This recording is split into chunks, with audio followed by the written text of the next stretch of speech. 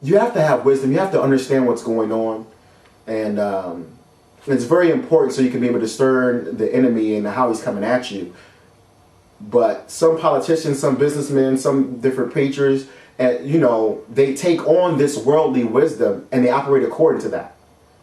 You know, according to those principles. Being double-tongued against the principles of God. We're not supposed to be double-tongued. But to be double-tongued, to say one thing 1 minute, say another thing another minute, so that he can rise and go to their different positions. And that's what they do. And that's double-mindedness, because we cannot, it says, we're not supposed to have pouring from us evil and good. We're supposed to be, let our eye be single, let it be one. We're supposed to be focused on one thing. We're supposed to be like Christ in the earth, not lying and doing a whole bunch of different things to trying to achieve success, or trickery and using deception. There's books out there that talk about how to deceive your way into prosperity. So that's why I say you have to be very wise and keen, because as you interact with different people and do your business or whatever God has given you to do, as you strive to achieve success through the biblical paradigm of success, you have to be aware that not everybody's following that paradigm. For instance, there's the maxim,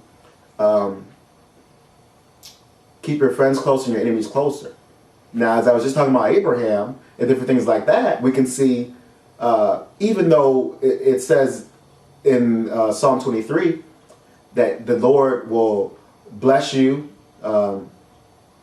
even with your enemies at your table. It says in the book of Proverbs also, be cautious in friendship. So, and I was speaking about the example of how Abraham had to separate from Lot. So according to biblical principles, where it says, you know, what fellowship have light with dark, what communion have light with darkness, that's not a principle as a believer that we're supposed to take. We're not supposed to run with the bad boys. You know, we're not supposed to run with people out there, wickedness and doing different things. You know, we have to exercise wisdom and say, go ahead and do your thing.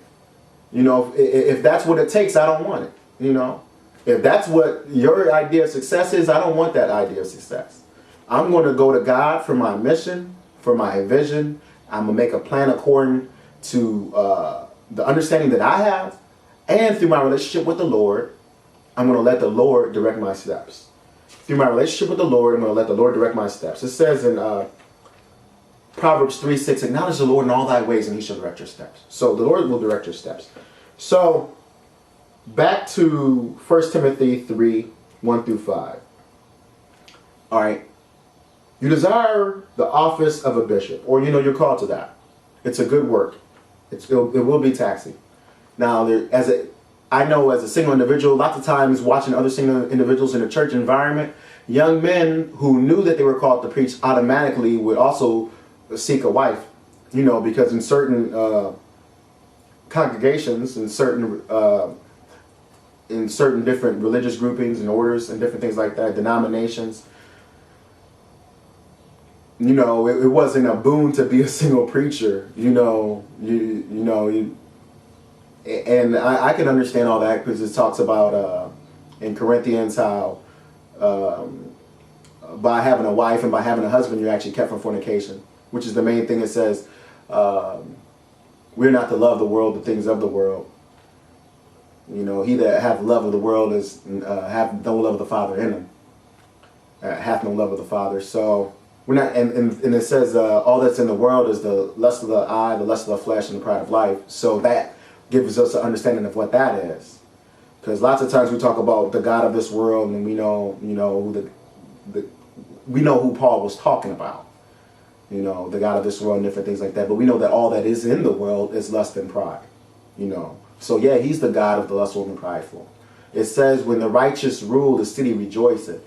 So we cannot sit back and say we're not going to do different things. We're supposed to move in positions of rulership for the blessing of the city rejoiceth.